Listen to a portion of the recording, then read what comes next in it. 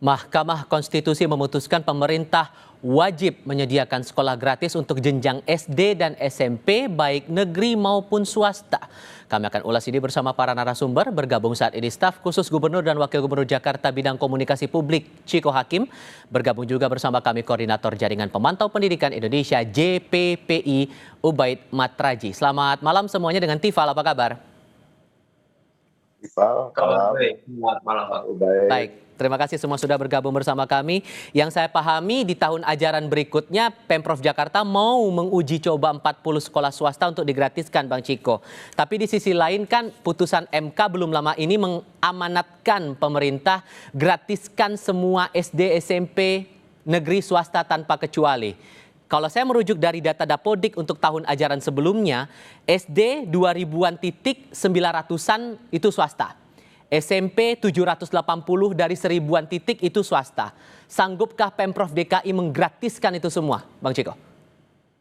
Ya, rasa-rasanya kalau dalam waktu sekejap tidak akan sanggup tentu. Dan saya rasa dan tidak akan ada daerah yang sanggup menggratiskan tiba-tiba seluruh sekolah swasta ya. Tapi kan kita juga harus menelaah lagi, mungkin Mas Ubaid nanti bisa menjelaskan lebih jauh lagi terkait dengan klaster-klaster sekolah swasta. Karena sekolah itu kan ada klasternya. Ada klaster 1, 2, 3, kemudian ada klaster 4, 5 yang kemudian termasuk dengan sekolah internasional atau interkultural lah sebutannya sekarang ini.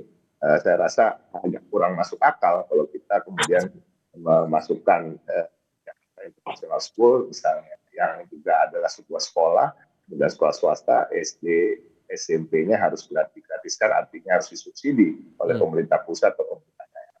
Ini juga harus dikaji lebih jauh lagi, dipelajari, ditelaah lagi lebih jauh aturannya, apapun yang terkait dengan putusan MK. Tapi kami sungguh menyambut baik apa yang menjadi putusan MK tersebut, karena sebenarnya sejalan dengan rencana Pemprov DKI Jakarta yang memang ke depan akan mengupayakan untuk bisa bukan menggratiskan ya, karena sekolah itu sebenarnya nggak ada yang gratis. Sekolah itu kan semua ada berbayar, artinya ada guru yang dibayar, ada pembangunan yang dilakukan, artinya Pemprov DKI Jakarta menutupi biaya-biaya itu melalui subsidi pada sekolah-sekolah swasta. Tentunya ada persyaratannya.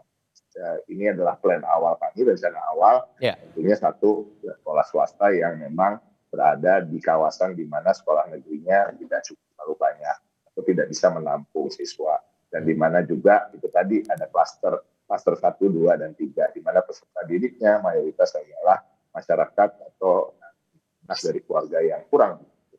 Nah, ini yang memang harus diprioritaskan. Namun tentu terkait dengan putusan MK ini kami masih menunggu arahan dari pusat lebih lanjut lagi. Apa sih yang sebenarnya terjemahannya atau interpretasinya dari tadi apa yang disampaikan oleh kita misalnya, karena memang final dan mengikat, tapi tentunya tadi ada pertimbangan kalau tanpa kecuali, tadi kan ada kata-kata tanpa kecuali ini dari Tifal. Nah, tapi ada klaster 4 dan 5, kita tahu banyak sekolah-sekolah yang rasa-rasanya agak sulit kalau kemudian harus disubsidi oleh pemerintah pusat.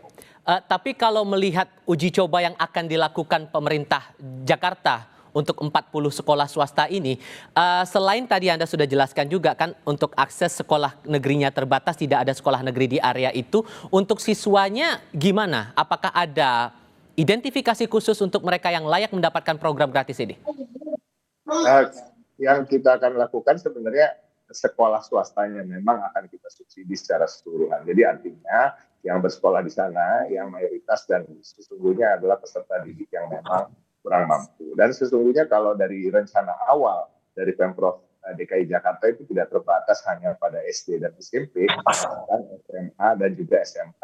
Kita belajar dari apa sih dari kemarin terkait dengan pemutihan ijazah misalnya. Nah, ini kan terjadi di sekolah-sekolah swasta ya, dan sampai kemarin sudah didata lebih dari 10.000, dan kita insya Allah dalam waktu 1 tahun ini bisa untuk kita memutihkan 6.000 ijazah. Artinya apa? Banyak sekali ribuan siswa yang sekolah di sekolah swasta memang sesungguhnya tidak mampu untuk membayar apa-apa yang menjadi kewajiban mereka. Artinya penggratisan sekolah swasta ini memang suatu keniscayaan yang harus dilakukan oleh Pemprov, dan alhamdulillah menjadi putusan MK juga. Dan nanti bagaimana kita bisa mengimplementasikannya secara komprehensif secara maksimal. Tentunya ada arahan-arahan yang harus kita tunggu juga dari Nah, pemerintah. tapi sisi lainnya begini juga Mas Ubaid. Kalau kita lihat ada beberapa daerah yang menanggapi putusan MK ini beragam, termasuk yang menjadi indikatornya adalah soal anggaran yang terbatas.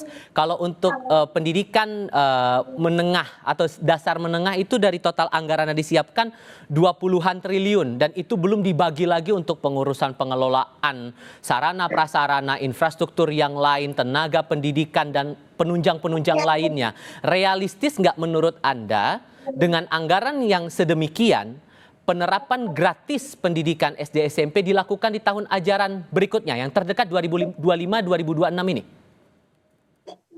Iya, jadi waktu kami bersidang selama 1 tahun 2024, pertanyaan itu yang juga selalu diulang-ulang oleh hakim yang ingin mendengarkan keterangan dari para ahli. Dan ternyata dari ahli-ahli yang dihadirkan oleh hakim di Mahkamah Konstitusi itu mencoba untuk mengotak-atik sumber ya, baik dari APBN maupun APBD. Dan kesimpulannya sebenarnya adalah kemampuan sumber APBN dan APBD kita sebenarnya tidak hanya cukup, tapi lebih dari cukup gitu. Yang justru jadi temuan ketika di persidangan adalah ternyata yang membuat keraguan hakim dan juga membuat keraguan banyak pihak adalah ternyata anggaran pendidikan kita itu tidak punya fokus alokasinya kemana atau tidak punya prioritas sehingga para ahli menemukan ternyata anggaran pendidikan ini dikelola oleh puluhan kementerian dan juga lembaga. Kami menemukan ada sekitar 24 kementerian dan lembaga yang mengelola dana pendidikan yang tahun lalu misalnya 665 triliun, tahun sekarang 724 triliun. Ya.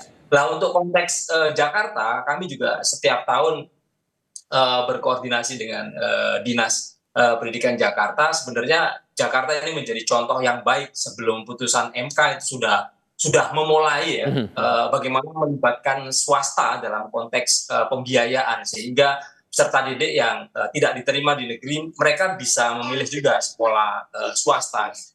Tetapi Pak Ciko yang ingin kami sampaikan adalah kenapa angkanya itu muncul 40 gitu.